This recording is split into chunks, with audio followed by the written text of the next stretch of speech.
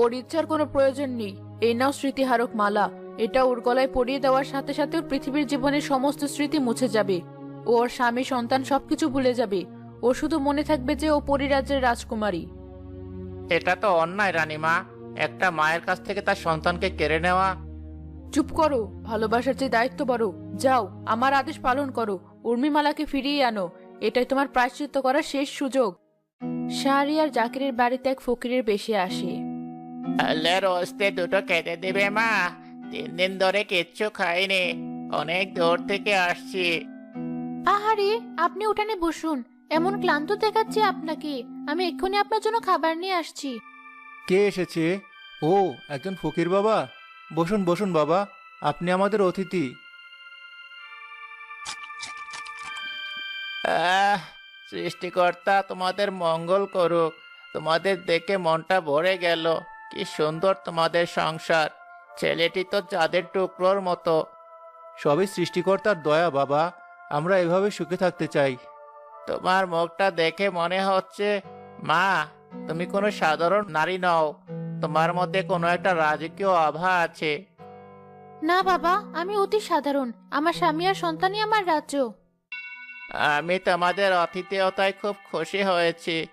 আমার কাছে দেওয়ার মতো কিছু নেই, তবে এক সাধু আমাকে এই মালাটা দিয়েছিলেন।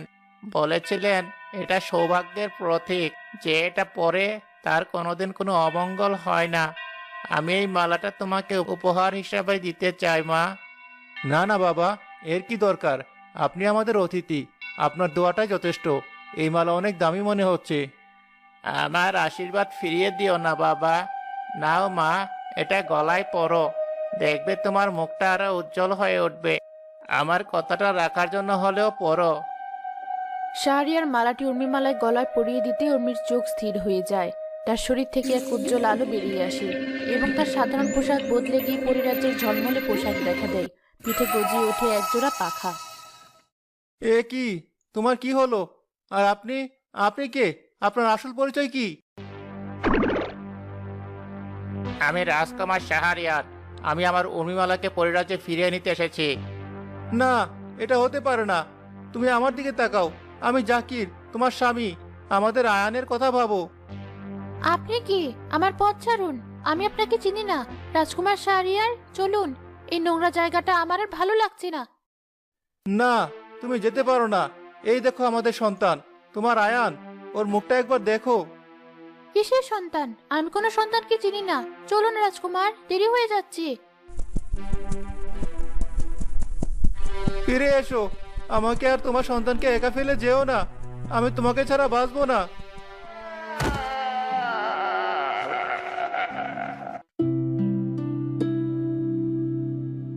উর্মিমালা, দেখো, তোমার জন্য আমি পৃথিবীর সবচেয়ে সুন্দর ফুলগুলো নিয়ে এসেছি।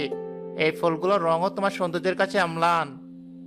ধন্যবাদ রাজকুমার। আবার রাজকুমার বলছো? আমি তোমায় কতবার বলেছি আমাকে শাহরিয়ার বলে ডাকতে। আর কয়েকদিন পরেই তো আমাদের বিয়ে। তুমি কি খুশি না উর্মিমালা? জানি না, আমার কিছুই ভালো লাগে না। মনে হয় আমার জীবনের খুব গুরুত্বপূর্ণ কিছু একটা হারিয়ে গেছে।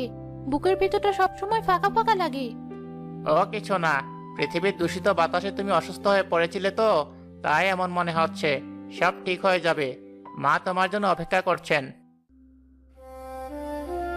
কি হয়েছে তোর উর্মিমালা? তুই সারাদিন এমন মনমরা হয়ে থাকিস কেন? পরিরাজ্যের সবকিছু ফিরে পেয়েও তুই খুশি নও? না মা, আমার প্রায় একটা স্বপ্ন মনে পড়ে। একটা ছোট্ট মুখ আমাকে মা বলে ডাকছে। একটা উষ্ণ কোল আমাকে জড়িয়ে ধরছে। আমি জানি না কেন, কিন্তু ঘুম ভাঙার পর আমার খুব কষ্ট হয়। ওসব কিছু না, ওসব পৃথিবীর মায়া। বাজে স্বপ্ন থেকে মন খারাপ করবি না। তুই পরিরাজ্যের রাজকুমারী, এটাই তোর একমাত্র সত্যি। যা, নিজের কক্ষে গিয়ে বিশ্রাম নে।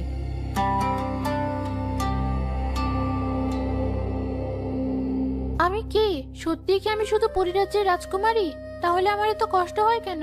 কেন মনে হয় এই ঝলমলে পোশাক, এই মুকুট, সবকিছু আমার কাছে একটা কারাগার? এই মালা যেদিন থেকে আমি পড়েছি সেদিন থেকেই আমার এই শূন্যতা। এটা সব সময় আমার গলায় একটা ভার হয়ে চেপে বসে থাকে। মনে হয় যেন এটা আমার শ্বাস আটকে দিচ্ছে।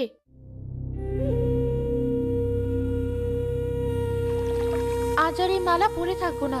এটা খুলে রেখে স্নান করব। আমার একটু মুক্তি চাই, এই অসহ্য যন্ত্রণা থেকে একটু শান্তি চাই। উর্মিমালা গলা থেকে মালাটা খুলে সরোবরের ঘাটে রাখে।